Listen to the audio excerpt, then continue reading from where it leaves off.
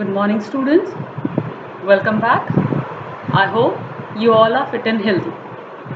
Now, in our previous videos, we had already started our next chapter of civics, that is electoral politics.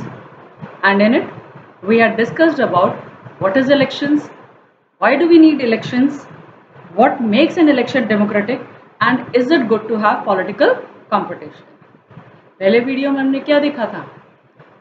हमने ये पढ़ा था कि election क्या है, चुनाव प्रक्रिया क्या है. What is election? It is a procedure that helps a candidate to appoint its representative, to choose its representative.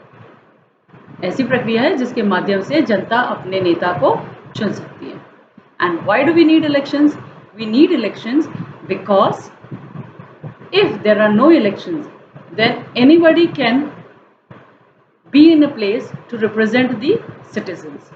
यदि चुनाव नहीं होंगे तो कोई भी जनता का प्रतिनिधित्व करने के लिए खड़ा हो जाएगा. And it is not necessary that the person who has been appointed as a leader or who has stood up as a leader is really helping the people. और ज़रूरी नहीं है कि जो व्यक्ति नेता के रूप में खड़ा होता है या नेता के रूप में जीतता है वो व्यक्ति जनता के हित के लिए काम करे. तो इसलिए एक सही नेता चुनने के लिए चुनाव प्रक्रिया जरूरी होती है. Then the next topic was what makes an election democratic. चुनाव प्रक्रिया लोकतांत्रिक या प्रजातांत्रिक कैसे होती है? तो first thing, election should be held regularly at regular intervals of time. कुछ समय के बाद में, कुछ सालों के बाद में चुनाव प्रक्रिया लगातार रिपीट होती रहनी चाहिए. Then the second was there should be someone to choose from. जनता के पास में कुछ नेताओं की लिस्ट होनी चाहिए या कुछ कैंडिडेट्स, उम्मीदवारों की लिस्ट होनी चाहिए जिसमें से वो अपने प्रतिनिधि या नेता को चुन सकें. The third was everyone should get the right to vote. हर एक नागरिक को वोट डालने का अधिकार हो और हर एक वोट को बराबरी का दर्जा मिले. And the fourth point was that the candidate preferred by the people should get elected. जनता ने जिस व्यक्ति को नेता के रूप में चुना है उसे नेता बना देना चाहिए. And fifth, election should be conducted in a free and fair manner where people can choose as a really wish. जो चुनाव होते हैं वो सही ढंग से होने चाहिए ताकि जनता अपने नेता को चुन सके. And the next topic that we read was is it good to have political competition. क्या चुनाव में पॉलिटिकल कंपटीशन जरूरी है? Yes, there is a need to have a political competition. हाँ, चुनाव में पॉलिटिकल कंपटीशन होना जरूरी है. कभी कभी क्या होता है कि जो नेता चुन लिया गया है वो सिर्फ सत्ता में बने रहने के लिए या पावर में बने रहने के लिए गलत हथकंडे अपनाना शुरू कर देता है. तो ऐसी स्थिति में क्या होता है कि वो जनता के अहित में काम करता रहता है. और जब वो जनता के अहित में काम करना शुरू कर देता है तो जनता उससे नाराज हो जाती है और जब अगले चुनाव आते हैं तो उसमें जनता उसे हरा देती है, उसे सीट से हरा देती है. तो यदि कोई व्यक्ति पॉलिटिकल पावर में बने रहना चाहे तो भी उसे जनता के हित के लिए कुछ कार्य तो करने ही होते हैं. So in this way political competition is really necessary. Now the next topic that we are starting today is what is our system of elections. हमारे यहाँ जो चुनाव प्रक्रिया होती है वो किस तरीके से होती है? Can we say that Indian elections are democratic? To answer this question, let us take a look at how elections are held in India. Lok Sabha and Vidhan Sabha elections are held regularly after every 5 years. After 5 years, the terms of all the elected representatives come to an end. The Lok Sabha and Vidhan Sabha stands dissolved. Bharat के अंदर जो चुनाव होते हैं वो लोकतांत्रिक तरीके से होते हैं. 5 साल के बाद में लोकसभा विधानसभा के चुनाव दोबारा होते हैं और जो सरकार पावर में है वो सरकार डिसॉल्व हो जाती है, वो खत्म हो जाती है और नई नेताओं की सरकार बनती है. Elections are held in all constituencies at the same time, either on same day or within a few days. This is called a general elections.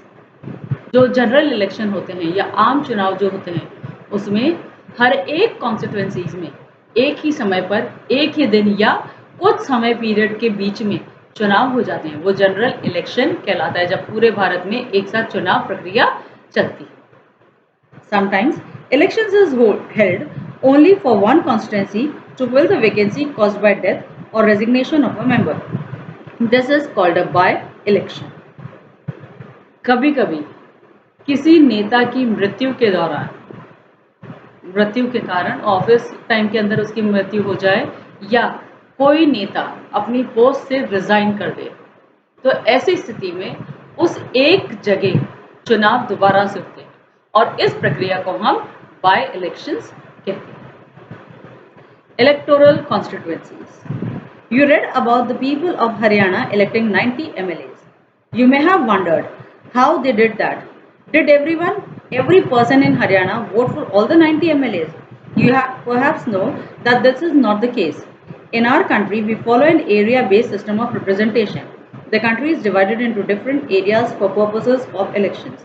These areas are called electoral constituencies. पहले point में हमने हरियाणा का एक example लिया था जहां हमने देखा था कि देवीलाल ने जब सरकार बनाई थी तो उस समय 90 एमएलए जीते थे. तो ऐसा तो नहीं है कि हर एक नागरिक ने उन 90 लोगों के लिए वोट डाले थे. कुछ नागरिकों ने पर्टिकुलर एरिया के अंदर कुछ लोगों के लिए वोट डाले जिनके माध्यम से वो व्यक्ति चुनाव जीते थे. और इस तरह से जो अलग अलग एरिया डिवाइडेड हो जाते हैं वो इलेक्टोरल कॉन्स्टिट्यूएंसीज कहलाते हैं. The voters who live in an area elect one representative. For Lok Sabha elections, the country is divided into 543 constituencies. जो नागरिक एक इलाके में रहते हैं वो वहां के लिए अपने नेता को चुनते हैं. और भारत में लोकसभा के लिए 543 constituencies मौजूद हैं. The representative elected from each constituency is called a member of parliament or an MP. और हर एक कॉन्स्टिट्यूएंसी से जीता हुआ नेता एमपी या मेंबर ऑफ पार्लियामेंट बन जाता है. One of the features of democratic election is that every vote should have equal value. That is why a constitution requires that each constituency should have a रफली equal population living with इन.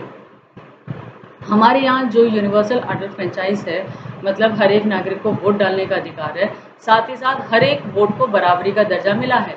तो इसके लिए ये होना चाहिए कि हर एक इलाके के अंदर जितने भी नागरिकों की संख्या है वो लगभग समान हो.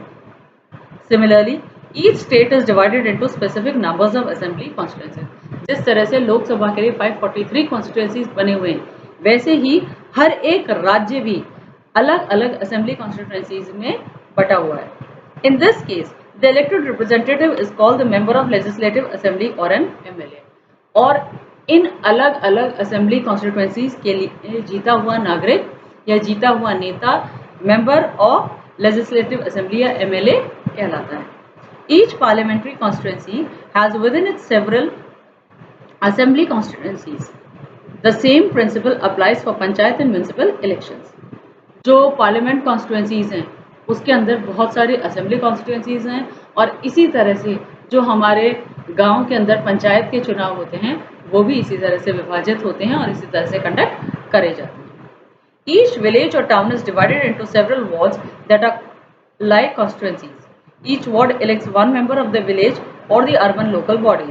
Sometimes these constituencies are counted as seats. For each constituency represented one seat in the assembly. When we say that Lok Dal won 60 seats in Haryana, it means that candidates of Lok Dal won in 60 assembly constituencies in the state, and thus Lok Dal had 60 MLAs in the state assembly.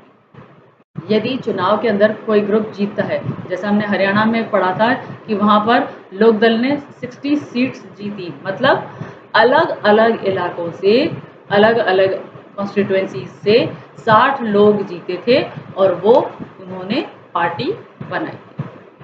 Now the next is reserved constituency. Reserve constituency क्या है? अलग अलग constituencies में but तो गए हैं, state assembly के लिए भी और लोकसभा के लिए भी, लेकिन इनमें भी कुछ रिजर्व्ड सीटें होती हैं. Our constitution entitles every citizen to elect her his representative and to be elected as a representative. हर एक नागरिक को एक कैंडिडेट के रूप में, उम्मीदवार के रूप में भाग लेने का भी अधिकार है और अपने नेता को चुनने का भी अधिकार है। The constitution makers, however, were worried that in open electoral competition, certain weaker sections may not stand a good chance to get elected to the Lok Sabha and the state legislative assemblies. जिन्होंने हमारे भारत का संविधान लिखा था, उन्हें पता था कि हो सकता है भविष्य में जो कमजोर वर्ग के लोग हैं, उन्हें चुनाव लड़ने का अधिकार प्राप्त नहीं हो. They may not have the required resources, education and context to contest and win elections against others. Those who are influential and resourceful may prevent them from winning elections. If that happens, our parliament and assemblies would be deprived of the voice of a significant section of our population.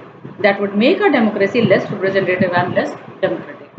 जब इन कमजोर group के लोगों को candidate के रूप में खड़े होने का अधिकार प्राप्त नहीं होगा, तो वो ना चुनाव में खड़े हो सकेंगे, ना चुनाव जीत सकेंगे.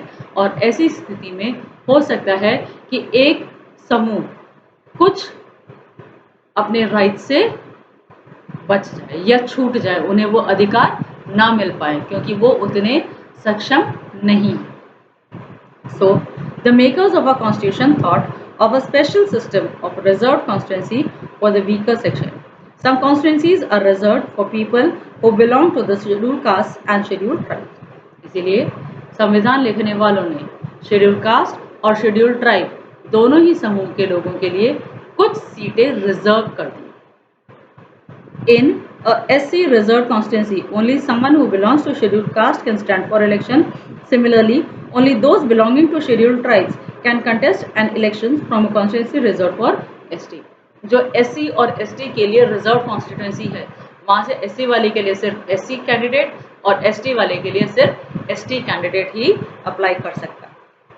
Currently, in Lok Sabha, 84 seats are reserved for scheduled caste and 47 for scheduled tribes.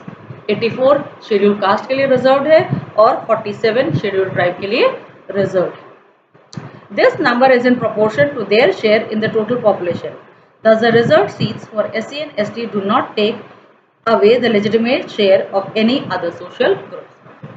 जो SC और ST के लिए सीट्स रिजर्व हुई हैं, वो किसी और का अधिकार छीन कर नहीं हुई है, बल्कि SC ST के जो कैंडिडेट्स हैं या जो जनता के अंदर उनका नंबर है, उसके हिसाब से उनके लिए ये सीटें रिजर्व करी गई हैं. This system of reservation was extended later to other weaker sections at the district local level. In many states, seats in rural and urban local bodies are now reserved for other backward classes as well. However, the proportion of the seats reserved varies from state to state. Similarly, 1/3 of the seats are reserved in rural and urban local bodies for women candidates. अब कुछ समय से local और पंचायत इलाकों के अंदर जो other backward classes है, OBC ग्रुप है, उसके लिए और 1/3 सीट्स विमेन के लिए रिजर्व करी गई हैं ताकि इन लोगों को भी बराबरी का दर्जा मिल सके. That's all. In this video, we have learned about our election system. We have started learning about election system और इसमें हमने पढ़ा है कि लोकसभा और राज्यसभा के अंदर कितनी सीट्स होती हैं और साथ ही साथ किस तरह से SC, ST, OBCs और विमेन के लिए सीट्स रिजर्व की जाती हैं. Goodbye. We'll meet in the next video.